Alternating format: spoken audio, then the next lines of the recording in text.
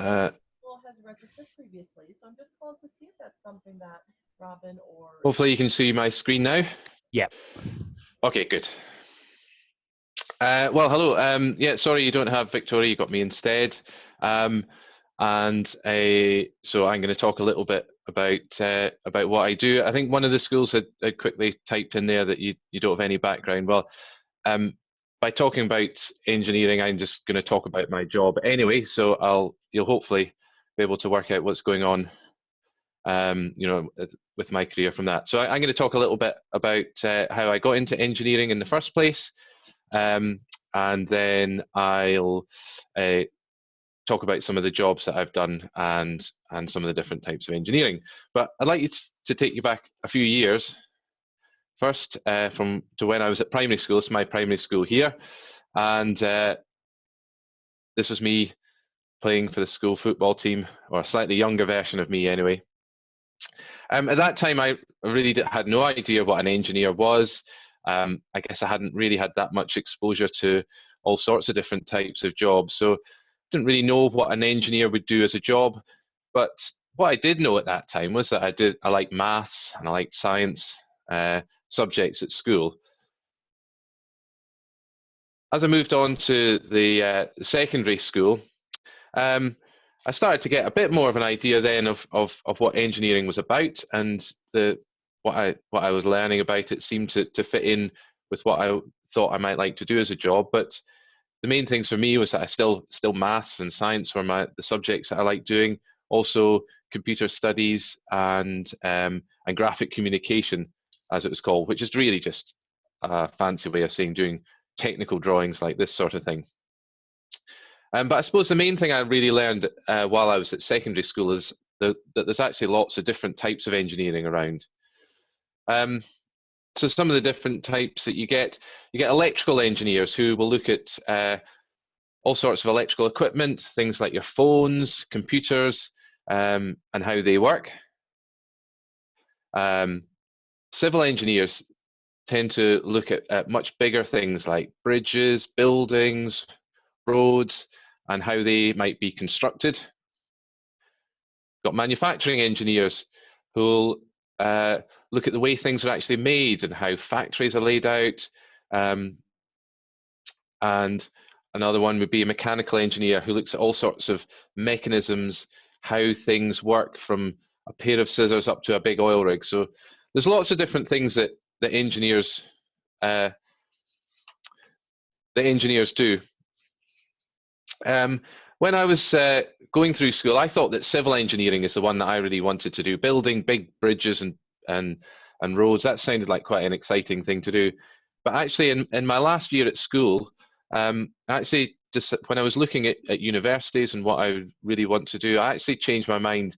And instead of doing civil engineering, I decided to go for an engineering that was really a combination of multiple things. So that was a bit of manufacturing, a bit of electrical, a bit of mechanical, and also a bit of design. And I think this is really one of the great things about engineering, is that there's all sorts of different things that you can do as a job that can all be described as engineering. And it's also possible to do more than one type. I was choosing a course that meant I could do lots of different things. And hopefully, as I show you some of the jobs I've had, you'll see that I have managed to do quite a few different things in the course of my career. So after finishing at my secondary school, I decided to spend another 5 years studying at university. I think this is quite common for engineers to do, maybe another 3, 4 or 5 years at university. Although not all engineers go to university. Some might work straight from school, but I went to the University of Strathclyde in Glasgow. Now, while I was there, I actually had some short work placements with Ford, who make cars. And among the things that I did there was I looked at the Ford Cougar, which was at the time a brand new car for them. And I looked at the testing of this car. So things like making sure the engine wouldn't get too hot, making sure parts of the car wouldn't fall off as you're driving along. Really important things that needed done. Another project was to look at one of their big factories where they actually made the engines for the cars. And I had to try and work out how much it costs to make different combinations of the engines. So how much more would it cost a factory to make 2 engines rather than just one? Now, it doesn't sound like very much, but the difference in cost could actually be several £1,000,000. So it was actually really important for them to know. And doing these sorts of projects really gave me a taste for what an engineering job would be like, and I decided that was definitely something that I wanted to do more of. So after my 5 years of university, I managed to get a job with a company called Case New Holland, and I joined them as a mechanical engineer. Now, Case New Holland make tractors like this one here. And I worked in an office that looked a little bit like this. There were about 60 people in my office, all doing similar jobs to me. But right next to the office was the factory where they actually made the tractors as well, a big production line where they made around about 50,000 tractors every year. So I could wander from the office into the factory to see what was going on at any time I wanted. Now, all of us in the office had different things to do, and my main thing was to design the mudguard of a tractor. Now, it maybe doesn't sound very exciting, but if you think that tractors are driving in muddy fields, the mudguard's actually really important, that it keeps the mud off the rest of it. It might also be strange to think that my job was just to do a mudguard, but there was so much to think about that it took basically all day, every day to do that. And I had to think about what shape the part would be so that it wouldn't hit the wheel, but it would also keep the mud off. I had to think about the material that it would be made from. And I even had to think about how it would actually be made. At one point, I had to order the tools for making it, and this cost £500,000. So there were some big decisions to make. I worked there for a couple of years, and then I moved on to another company called Blair's. And now Blair's made windows and doors, something like this one here. But I actually worked as a manufacturing engineer for Blair's rather than a mechanical engineer. And here, my job wasn't to design the windows, what they'd look like, but actually think about how they were made. So Blair's had a factory that looked a bit like this, lots of different machines, and they made about 150 windows every day. So I had to decide what machines we would need and how best to put them inside the factory. Now, the company wanted to be able to make as many windows as possible, but also make them as cheaply as possible, because that is how they would make money. If I could save a little bit of money on every single window that was made, then the company would make more money, and they would maybe be able to pay me a bit more.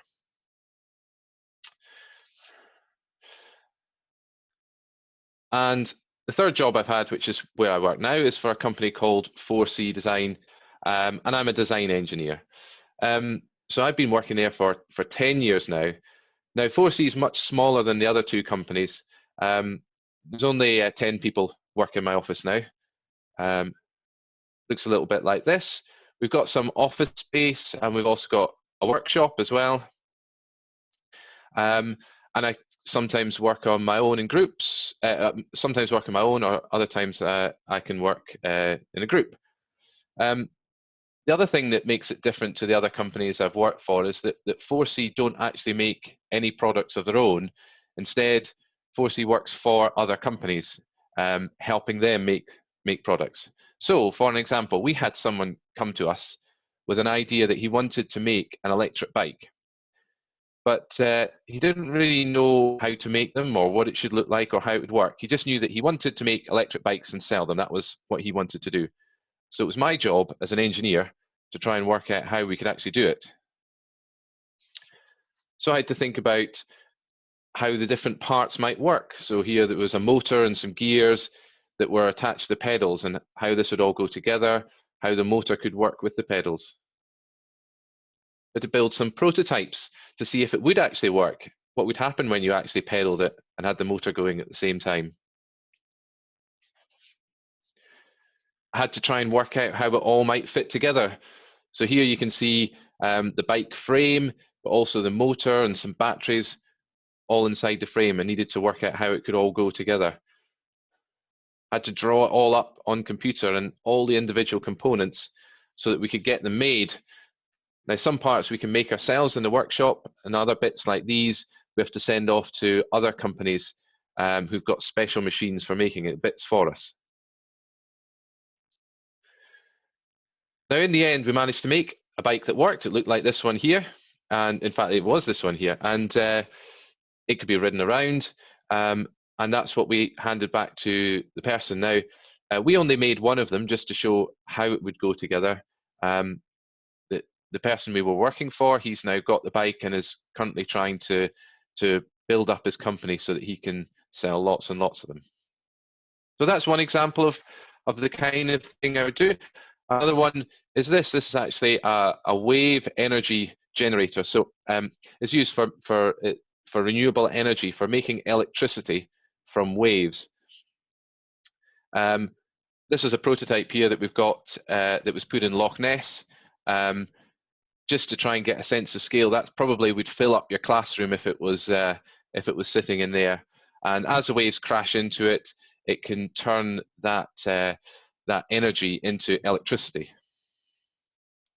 Another thing we did were these speakers. So this is something that's actually sold in shops, but instead of deciding how they would actually work, this time round we were asked to look at the actual how they actually look and what color they should be, what size they should be, and just how they would actually look. And then we saw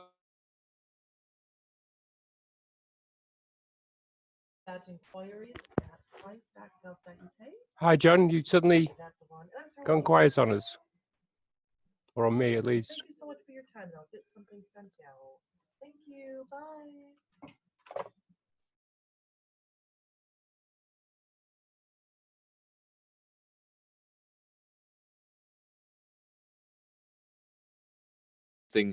part of the wave energy device. I have to draw parts on a computer, sometimes really complicated things, and I can spend days drawing things up on the computer to get them made. And then, as I said before, actually getting the parts made and having them and assembling them together. And what I really like about engineering is, well, my favorite things are really just designing new things, getting a problem such as the bike. Someone comes in and says, I want to make a bike, but I don't know how. And I have to try and work out how to actually do that. I actually really enjoy drawing things up on the computer as well. And I can spend quite a few days doing that, solving difficult problems. I think even when I was at primary school, trying to solve problems was something I really liked to do. And I really like making things as well. And fortunately, we've got a workshop. We get to make things, build things up. And the variety of work, as I said at the beginning, there's all sorts of different things that come under the banner of engineering. And I get to do all sorts of different things. So I hope with that quick summary of my career, I've managed to show you how I managed to get into engineering, some of the different jobs that are available as an engineer, and why I think engineering is a really good job to do. So if anyone has any questions. Thanks, John. I got thrown out halfway through your presentation, so I missed most of it, I think. Yeah, so if anybody has any questions, if you can use the chat facility. Oh, there's one come through already. To let us know, and so John will read them out and answer them. So it's up to you, John. Okay, yeah. Oh, sorry, I just lost the chat. Let's see, do I need to stop share maybe? Ah, there we go.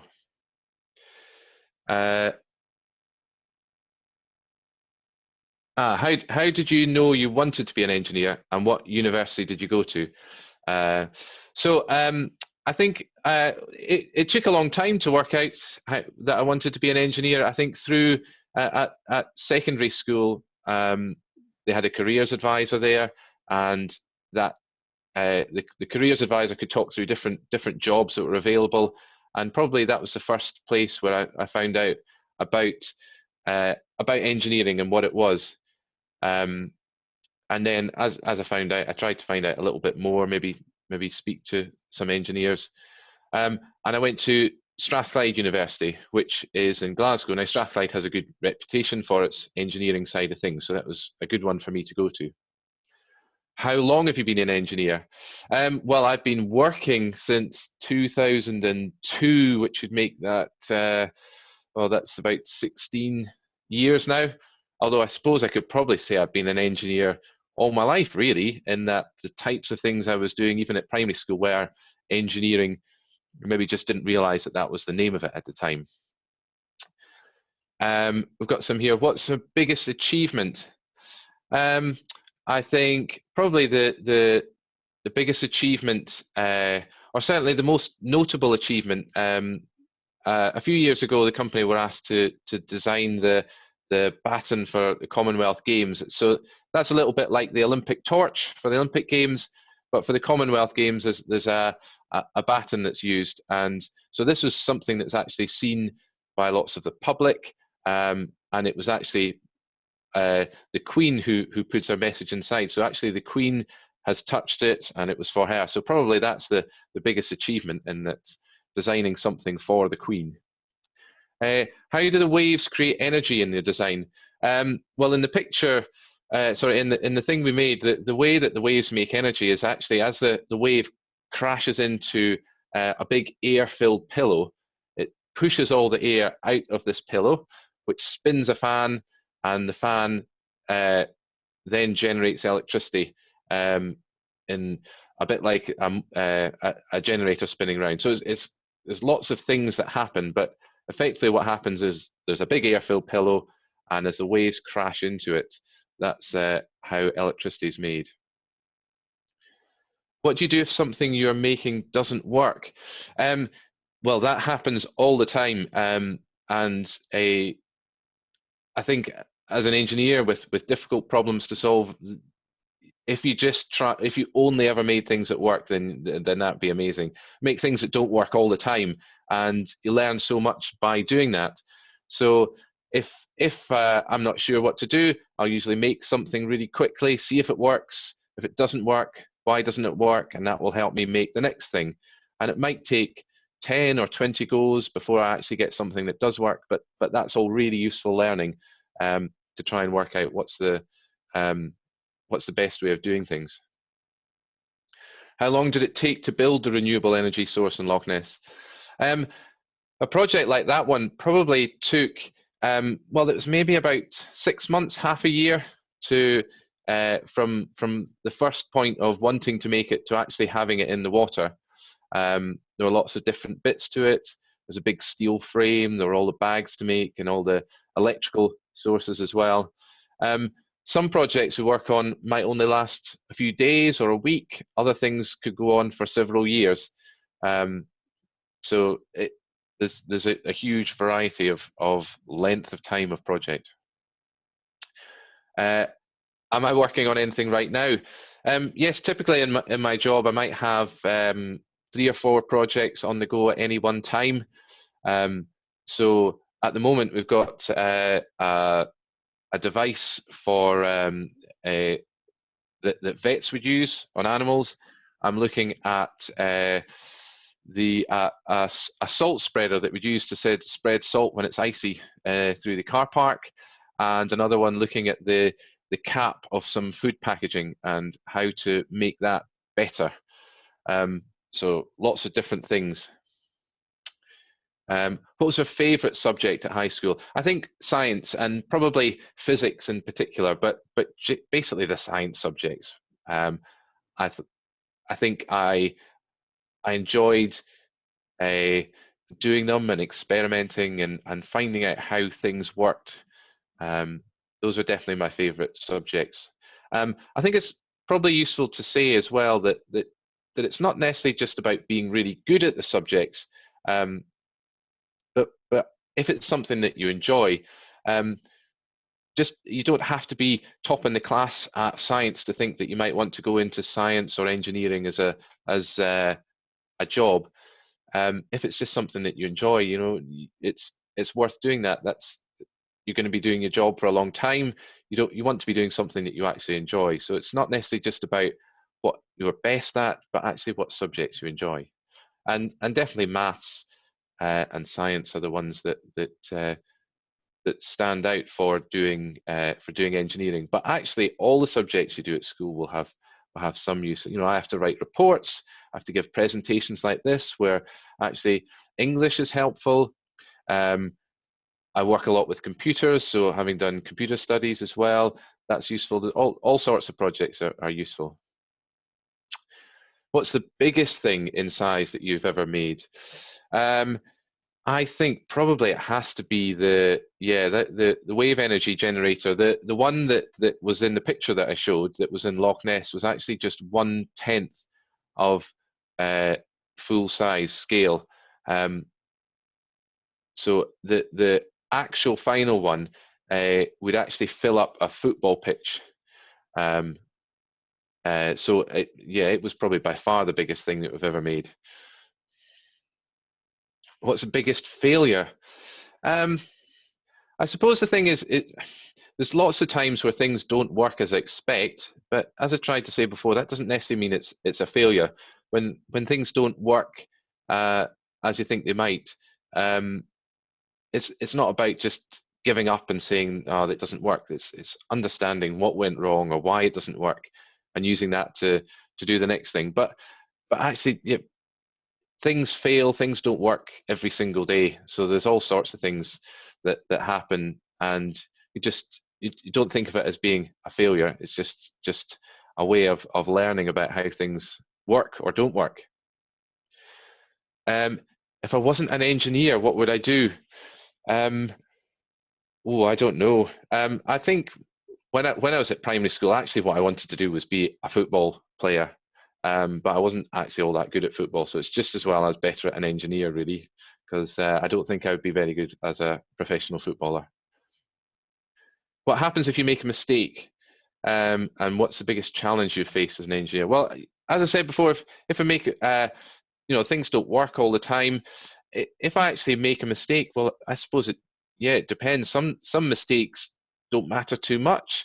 They might not matter, but something like, say, the wave energy generator in Loch Ness, if I made a mistake for how that would go together and it fell to pieces in the water, that would be a really expensive mistake. Might take another 6 months to build a new one and cost many tens or even hundreds of thousands of pounds to remake it. So I have to be very careful about what I do, and maybe get things checked, get one of the people I work with to check things as well, so that I don't make any silly mistakes. And actually, there are some times where I really need to be careful and make sure that things don't break, that we don't make a mistake. Biggest challenge you face as an engineer? I think the challenge there, that wave energy device had lots of different things. If you can imagine, you go down to the beach and see the waves crashing onto the shore. Having all that power of the waves crashing into something for days on end means that the structure has to be really strong to withstand that. And trying to come up with something that could be strong enough to withstand that was probably one of the biggest challenges. What's the favorite thing you've worked on? I think probably that the bike is actually one of my favorite things. I enjoy cycling anyway, but it was a nice challenge of lots of different things happening at once, trying to make the electric motor work with the pedals, not just so that it worked, but it also felt really good as you're cycling along, trying to fit it all into a really small space, trying to make sure it was cheap enough that it could be sold. There were lots of different things that made that a really interesting and tricky project, but by being tricky, that made it a challenge, and it made it really interesting for me. And how many years did I spend at university? I actually spent 5 years at university. One of those years was doing projects with companies. So I mentioned there that I worked for Ford. So it was really 4 years studying at university and 1 year of actually working for a company. I think it's quite common to spend 3, 4, and then sometimes 5 years at university for engineering, just depending on what you're doing. How did the electric bike work?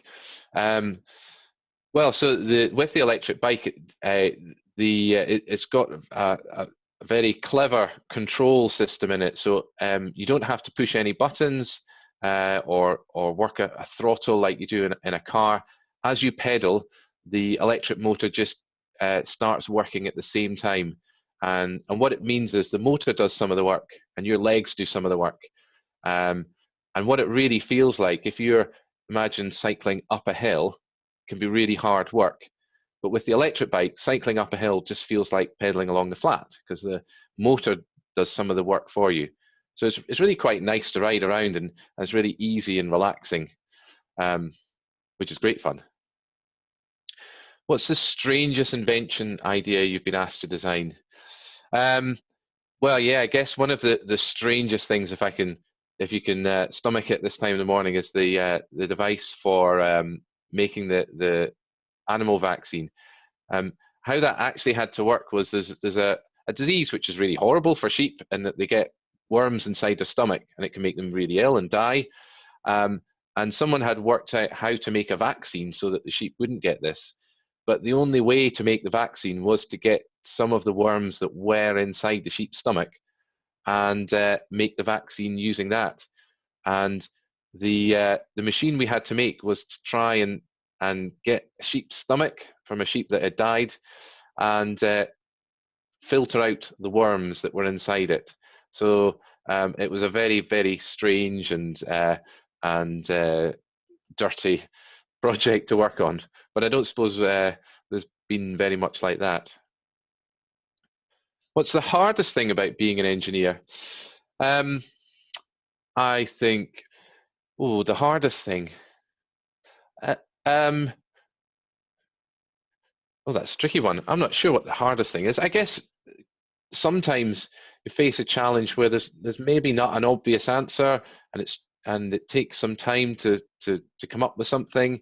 Maybe I can't really think of an answer on my own. I have to get some of my colleagues that I work with to do it, and just persevering at it. But I guess the good thing about it is that because I actually enjoy doing it, I don't mind having a tough challenge like that takes some time and is hard work, because it's something that I'm enjoying doing. But yeah, probably trying to solve really difficult problems is the hardest thing. How do you get ideas? Sometimes ideas come at you all the time. It might be as you're trying to get to sleep at night, some idea will just pop into your head. But we've got a process that we do when we're trying to come up with new ideas, where we get together as a team and we have what we call a brainstorming session. And by doing that, we're really just trying to get as many ideas as possible written up as quickly as possible. So we might come up with really silly things for different ways that we could solve a problem. And it doesn't matter if we come up with 90 really stupid ideas that aren't actually going to work. In amongst them, there'll be 10 really good things that we can then take forward. So yeah, we'll sit down and we'll come up with 100 different ideas really quickly, and then maybe choose our best 5 or 10. And that's a really good way of coming up with ideas. Do you enjoy making Lego and fixing things as a child? Yeah, definitely. Things like Lego and other sorts of construction things. I can remember making a radio-controlled car, putting that together, and I suppose it's building things and then also taking things apart, seeing how they work, and then trying to put them back together. Those are definitely things that I enjoyed doing when I was younger. Which project have you enjoyed the most? Well, yeah, I think as I say, the electric bike, because it was not only was it cycling something that I enjoy, but there were lots of interesting challenges to try and do that. And how long did it take to make the electric bike? I think it took about a year, 1.5 years from the point of the person saying this is what I want to do to actually going back with a working bike. And now in that time we had to not only work out how it would go together, but what it would do. So we're doing tests with how powerful does the motor need to be, how big, how small, how many batteries do you need. So there was lots and lots, but yes, it probably took about a year and a half to make that bike. How do you draw on a computer, and is it hard?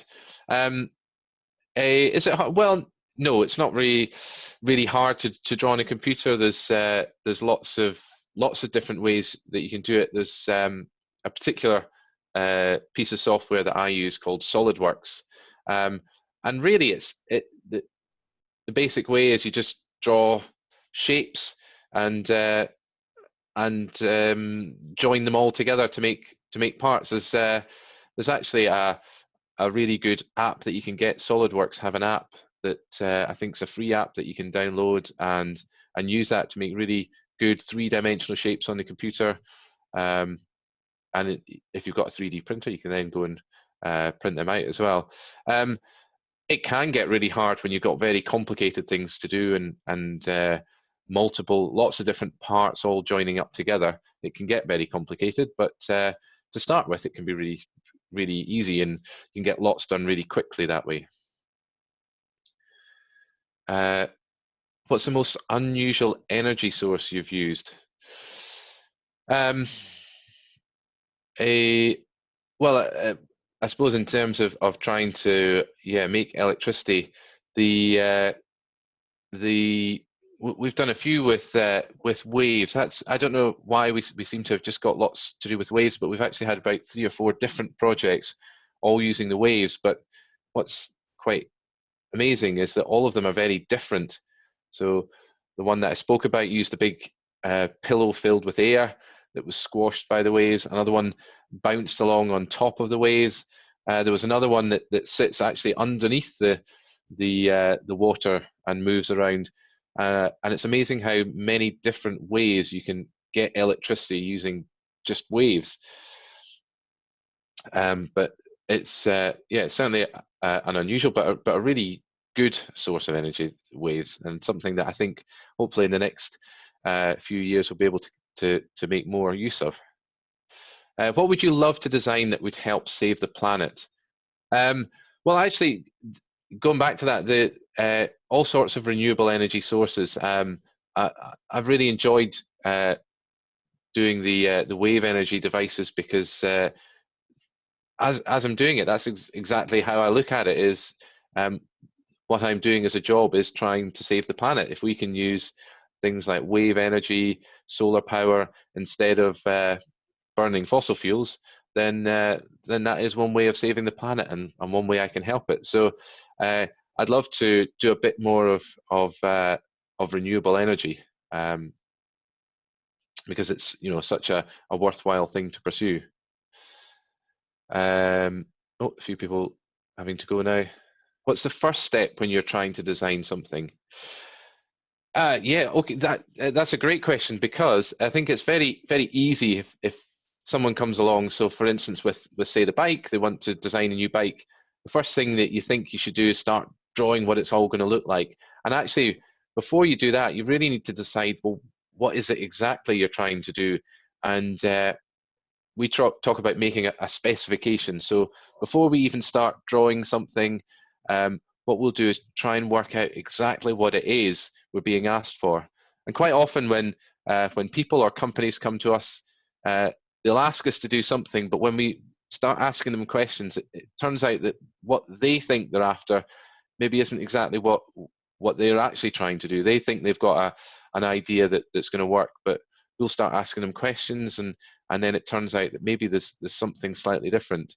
So before you even start putting drawing pictures down, you need to think, well, what is it exactly I'm trying to do, and then you can go and try and work out how to actually do it. What was the most expensive project, and what percentage of your job is practical? Expensive project. Well, so I think I mentioned very briefly that one of the things I'm working on at the moment is a product that will be used on farms and by vets, and that's a project that's gone on for I think we're on to 9 years now, and it's probably cost a few £1 million to get this far. So yeah, some projects actually cost millions of pounds. The percentage of my job that's practical, oh, I suppose, well, I maybe spend half of my time sitting at a desk doing things. I might spend another quarter of my time in a workshop making things, and then another quarter of my time working in groups with other people, working in teams, doing some meetings, going out and seeing things. So I probably only spend half of my time actually sitting down just at my desk doing work on my own at a computer, and the rest I can be out about. And what's the cheapest project we've worked on?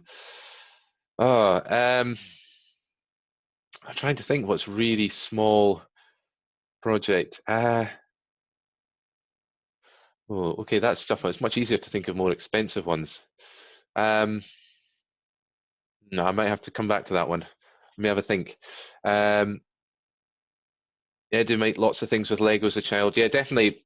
When I was younger, I loved building with Lego, and it's a good introduction to working out how things go together, how you can make things, and especially when you get onto, say, the Technic Lego and making mechanisms with gears and wheels and levers and all sorts. It's great.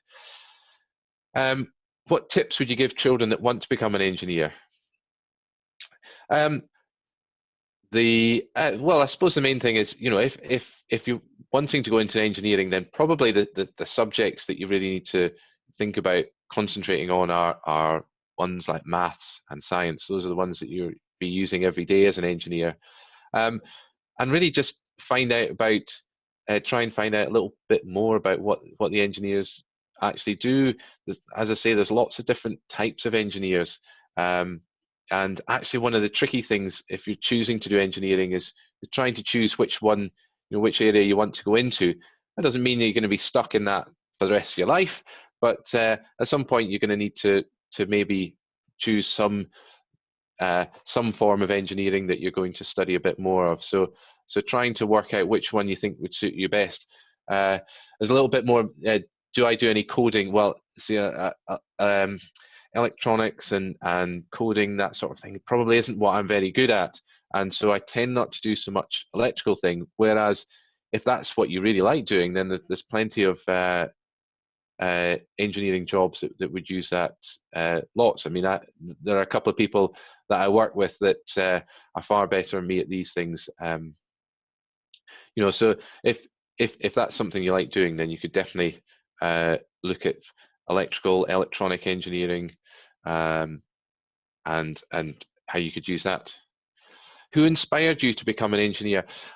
I don't think there was really one person who actually inspired me as an engineer.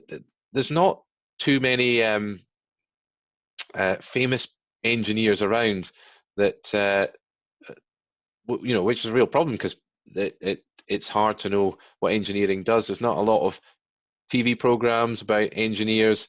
Certainly when I was younger, it wasn't something that there was a lot of exposure to. So I don't think I really had a person that inspired me to be an engineer. It was more just as I found out about the job. And what's been your favorite company to work for, and why? I think I've actually enjoyed all the companies I've worked for, and I would quite happily carry on working for any of them. But probably my favorite one is the company I'm at now. And the reason I'd say that is because just the variety of different projects that I get to do there. There's all sorts of different things, and day to day I'll be changing from doing something really big, really small, renewable energy, to products that you can buy in shops, to do something to do with life science and animals. So there's all sorts of different things. Where will you go next in your career? Oh, that's a tricky one. Well, I think as an engineer, there's there's lots of places I could go. I could certainly work for different companies. Some engineers who once have been working for a while will maybe move into a management, so they'll rather than actually being the engineer, they will manage people within a big company. But I actually think what I enjoy doing is actually the engineering side, the doing the practical work. So actually, as the next step in my career is really just doing more and more of what I'm currently doing. And do I get to travel the world in my job? Well, do you know, I've been very fortunate that I have got to travel to a few places, and in October of this year, I even got to go to Australia to test one of the products. So unfortunately, we weren't able to test it in Britain. I had to go all the way to Australia to test it, which was really hard work, a long way to go, but it was great fun. But I've managed to travel to other countries. Yeah, lots of different countries. Been to America, been to other countries in Europe as well. So yeah, I do get to travel quite a bit. Sometimes it's just to other places within Glasgow, but other times I get to go to other countries as well.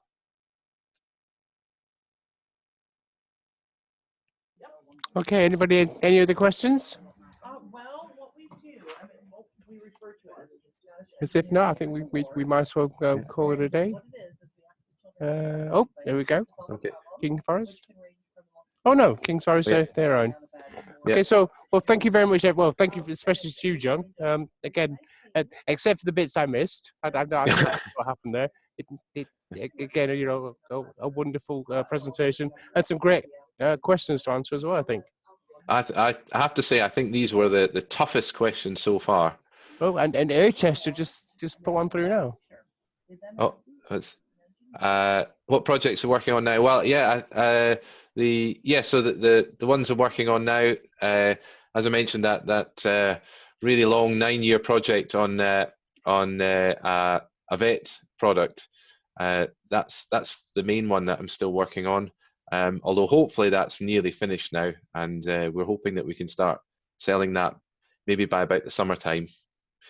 And yeah, so the other ones, as I said, was a salt spreader. I think there's a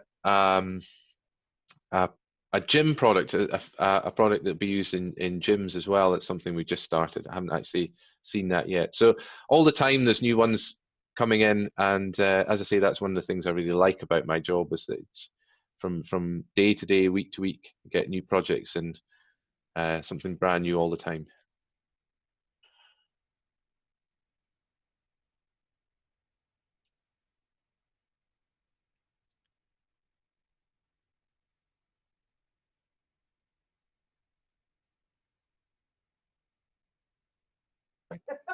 There we go.